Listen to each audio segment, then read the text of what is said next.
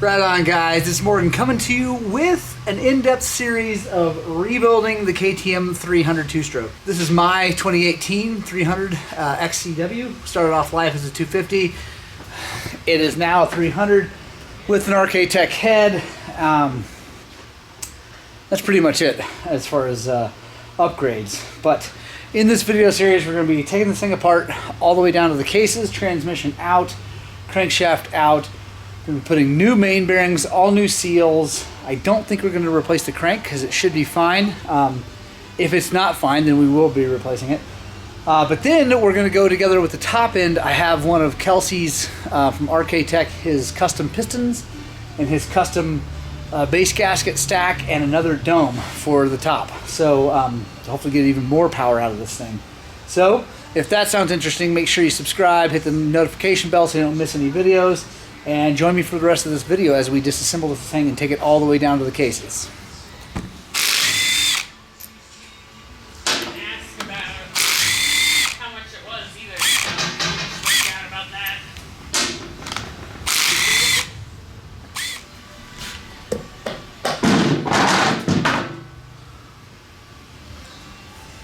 There we go. Head, definitely a little on the rich side, but I'd rather that than lean, so pretty happy with the way that looks.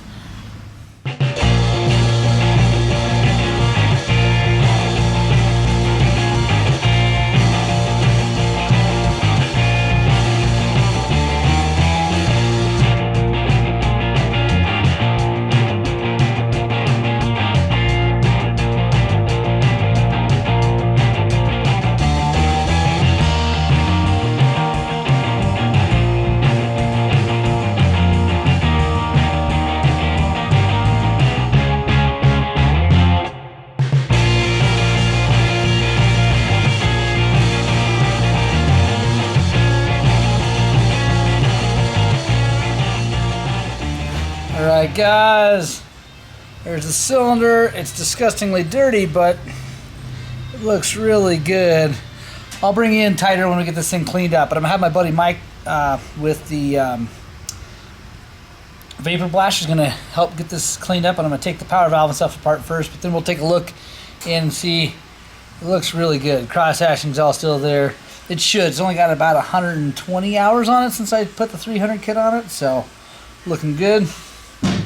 Alright guys, going to use this. This is a piston pin puller on this thing because that piston pin is being a little stubborn. I'll show you guys how this thing works. It's pretty cool. This thing is left-hand threaded. Alright, what we do is we put this through here. And I'll bring you in and show you exactly how it looks in just a second. But figure out which one of these is the same size as the pin, but smaller than the hole the pin goes through. It looks like it's this one. The end of this thing is left-hand threaded, but where it goes through here is normal threaded. So we're going to back that up against that pin. Let me show you guys how it looks. So it's cupped, so it fits the piston well. And you see how that recesses in there. And we just turn this, and this pin isn't bad, so it's coming out. It just needs a little help. Couldn't get it out by hand, but let's do that. There we go. Comes off nice and smooth and clean without having to bang on the connecting rod. Looking pretty good. Getting a little bit of blow by. Definitely time to do it. I ride my bikes pretty hard, so it's not surprising that at 120 hours it's kind of getting worn out, but honestly, looks pretty darn good. Alright, next thing I like to look at is the crank. Just make sure everything looks really good. There is no play up and down. It's a little bit of side to side, which is acceptable, but that crank feels perfect. So, and it's not discolored. The bearing looks great. I'm gonna have it out in my hands again to take an even better look, but I feel like we're pretty good. Now I'll probably try to find the spec on that to make sure that it's within spec side to side, because I don't want to put this whole thing back together when I could have replaced the crank too. So yeah, anyway, now we're gonna start taking case covers off. Whatever. All right guys, Michael's here. He's gonna do some vapor blasting on this stuff, but we got her all apart. Everything's, you know, probably ought to clean that up a little before I give them to him. Anyway, cylinder looks great. No scratches, no nothing. So we're gonna give him all this. Remember what this looks like, and then we're gonna give it to Mike. He's gonna take it home, put it in the vapor blaster, do his magic, and then we're gonna have shiny new parts again, which is awesome. So yeah, that's what's going on there. Now we're going to split the cases, so join me as we take that apart. We'll get the transmission out and everything. Alright guys, time to start taking the case covers off. Start with the ignition cover. Show you guys what the counterbalance and all that looks like. If you've never seen one.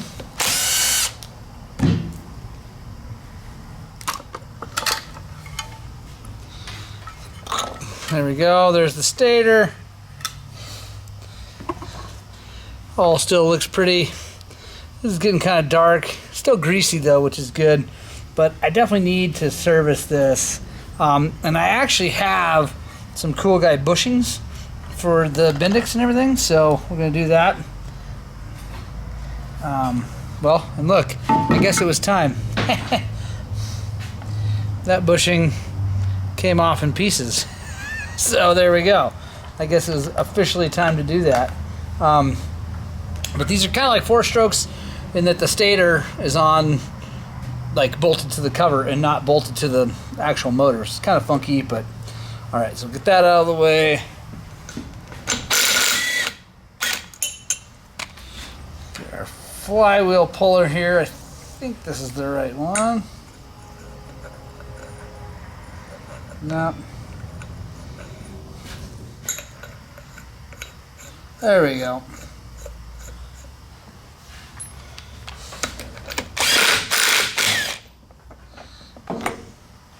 Now, I don't know if you guys have watched all the videos that we've done, but a while back I had a video of me putting this seal in. Looks like it's still doing pretty good. There may be a little bit of a weep going on there, so happy that we're doing this again. We're going to find probably lots of things in here that need to be fixed, so... But that's why we're doing it, preventatively. All right, there's another bushing right down in there, and I have a kit for these. I gotta find that kit, but I know I have it. Customer gave it to me. Place that bushing and the bushing on the end of the Bendix there with better ones. So we'll do that also as we go back together. All right, pretty much everything's off that side. We're going to come back to this side to pull the cases apart, but I just want to get all that cleaned up. Now we're going to flip her over, go to the clutch side.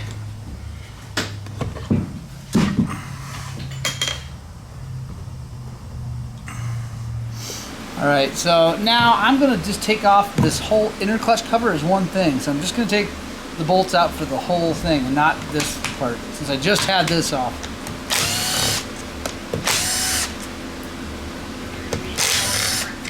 Oh, nice.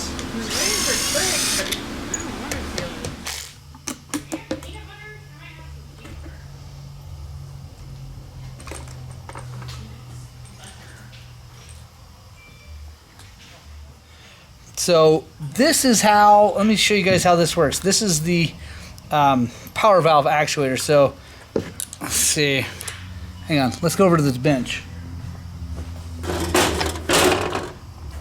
So if we look down in here, you see there's balls. There's one there, there's 4 of them all the way around, and they're on ramps. And the faster that spins, the balls run out the ramps and lift that up. What that does, so this is pushed down by your power valve spring. That's the thing you can adjust. So let's push it down like that. It's holding it, and then as that thing spins, pushes this, it goes up to open the power valve. So that's how that works, guys. It's super, super simple, and I like it that way. The Shercos have an electronic one. The old Hondas have an electronic one. I don't really like those. I like the super crazy simple, just that throw-out bearing kind of style, or whatever you want to call it, those ball bearings, like a Recluse, really. Yeah, they work well. Seems like a good idea. So anyway, all right, let's keep taking things apart. Next out is going to be the clutch.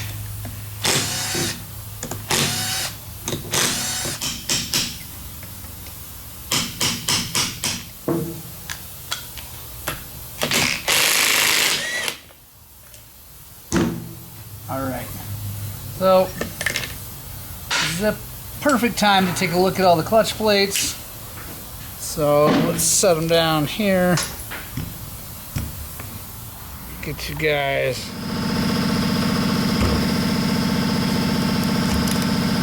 I've been noticing they've been kind of sticky recently. I don't know if that's because of oil or what, but those all look good. They have a little bit of like coloring to them, but you can't feel those marks, so they feel good. The plates actually look pretty good, but I do have a new clutch, so I'm going to be putting a new clutch in it. Basket looks good. Got a little bit of notching in it, but this thing's steel, so I'll probably try to maybe file that just a little bit, but I'm not going to do a new basket yet. Let's see. Grab this and see how much that moves. That's too much, so I have the bushings for that too. So which is good because they're like breaking apart. So put new ones of those in. All right, next we're gonna take the nut off the crank. That is left hand threaded.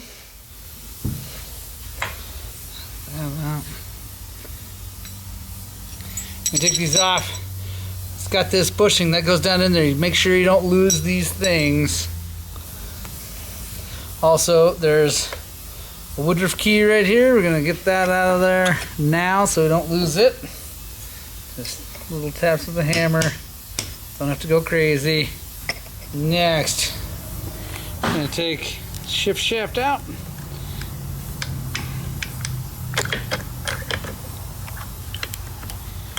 Make sure you keep that washer on there.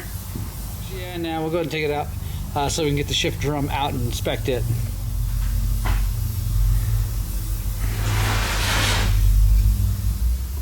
Alright, last thing we got to take off this side is this bolt that's holding the counterbalancer all together. So grab the 45 Torx holder, just got some rags to kind of hold it because you don't want to hurt your fingers, but that'll shoot.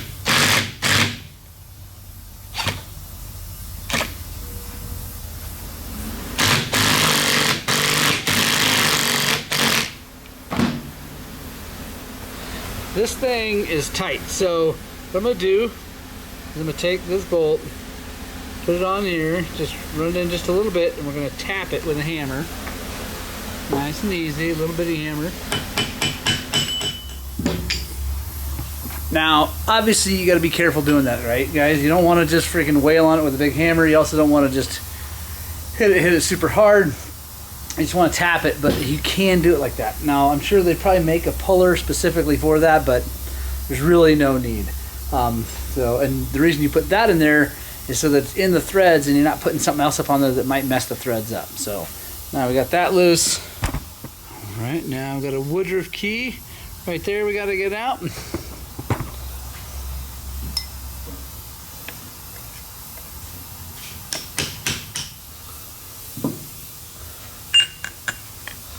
Alright, now the whole thing is out.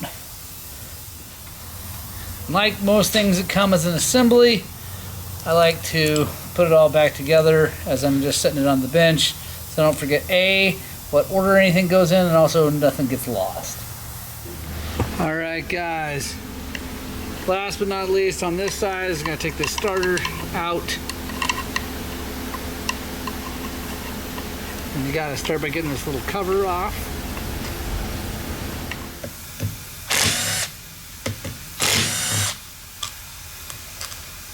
Alright, now we're going to loosen all the bolts on this side, and we're going to lift this side of the cases up and off.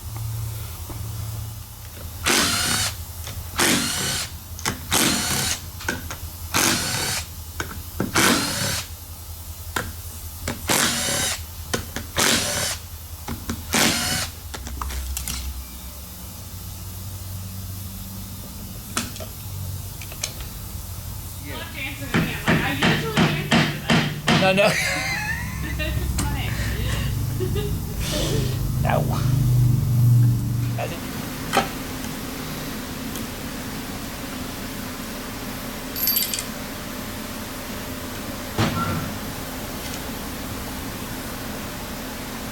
Alright. I don't know if you guys saw that, but that guy tried to stick. Make sure it goes there. It gets where it needs to be. There's our left side case half. So there it is in all its glory. It needs to be cleaned, obviously, a lot. We're going to do that. We got all new seals to put in everything. So yeah, I'm going to set this thing out of the way. Now, this crank should just lift up out of here. One of the nice things about KTMs is that they do that.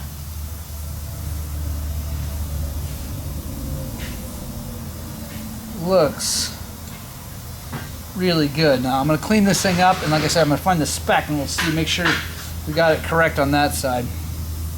Alright guys, so I found the spec.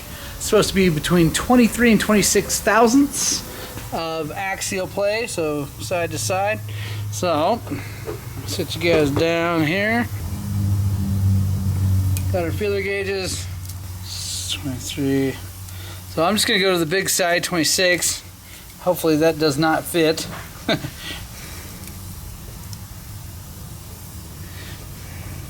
Well, it drags. Actually, there's no more play when we go 26. Let's see if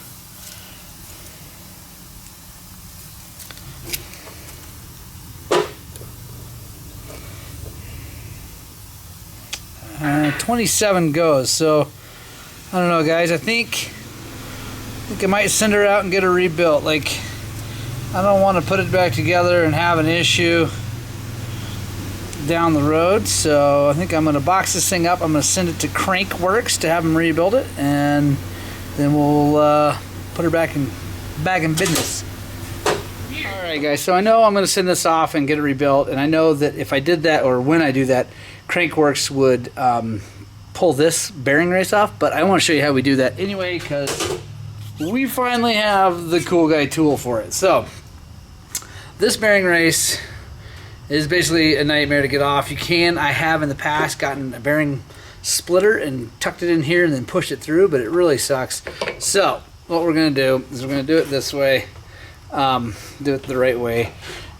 So this tool is the specific KTM tool for that. What we're going to do is we're going to heat her up.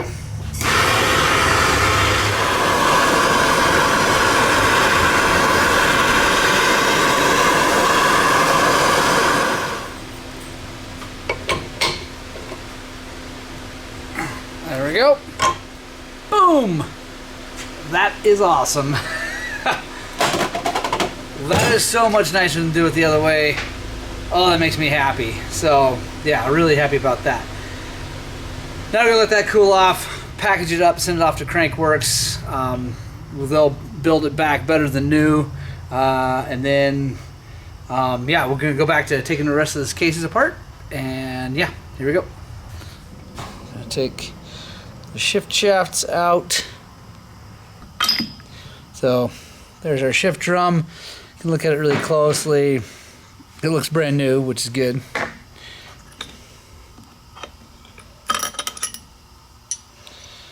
Take our shift forks. Like all things, I try to put things together so I don't misplace how they go. I think there is one more thing over here. I forgot there is a circlip right here we got to get off.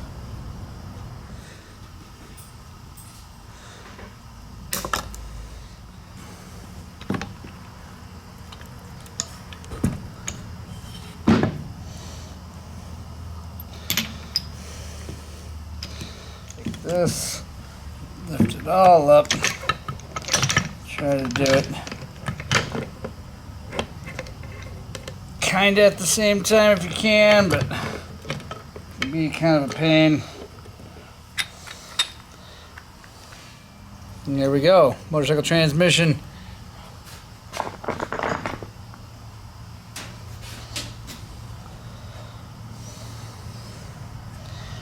Now is the time you want to inspect all the bearings, make sure they're good. This is one of the bearings we're replacing, so I'm going to push that thing out. Pop the seal out. All right, guys, got everything apart. I'm busy cleaning. That's what that sound is. That's the one of the case halves over in the ultrasonic getting cleaned up. I'm going to be busy cleaning all this stuff up, but I'm not going to bring you in on that. Just putting the ultrasonic and waiting, putting the ultrasonic waiting, clean anyway, whatever. Getting it all cleaned up. I'm sending that crank out, and one of the things you got to do when you send crank out to Crankworks is, if you want to, you can have them balance the crank. And to do that, they need the piston. So I figured before I end this video, I want to show you the piston from Kelsey from RK Tech. So first of all, there is a stock piston. Like I said, it looks pretty good, really.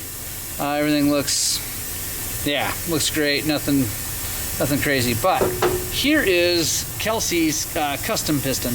Now he uses Wiseco's. Because Wiseco is actually the easiest company if you're going to have your own pistons built. They are the easiest. A couple things he does differently, though, which is really cool. So first of all, it's all machined and forged. This is cast, which actually I like cast pistons a lot because they don't tend to expand as much. This is a forged piston, but I don't know, it doesn't weigh much more. And I think it's because it's been really cleaned out. And you look down in there, and you see it's all machined. Also, he puts this coating on the inside, I think to help to shed heat. I have to ask him about that. Also has it on the top, but not on the sides, because the sides are going to rub up and down anyway. Vertex, some of those guys put like a Teflon coating on here, but it just goes away almost immediately. But one of the biggest things I can see, you can see there, the difference in the window. This is the stock, this is Kelsey's. You can see that window is quite a bit smaller on the Wiseco. So I think that is part of his custom thing. Also, like I said, the coating's where they are. So I'm really excited, guys. Gonna send this with the crank to Crankworks so they can balance the crank for this piston. The cylinder looks great. Mike still got that. He's vapor blasting. I will show you guys that on the next video as we're going back together with this thing. So it's gonna be a little while. Make sure you subscribe though, because I will be putting this thing all back together. It's going to basically be like brand new now. I'm really excited about that. So anyway, hope you guys like that video. If you have any questions, comment below. Let me know your questions. If you think I got something wrong, let me know. If you think I'm really awesome, let me know. Either way, I love you guys. Yeah, I got to get back at it.